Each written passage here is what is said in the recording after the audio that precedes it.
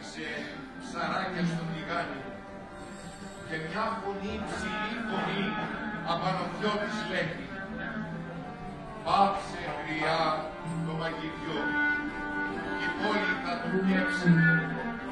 Όταν τα ψάρια πεταχτούν και βγουν και ζωντανέψουν, τότε και ο Τούρκος θέλει πει, η πόλη θα τρουκέψει.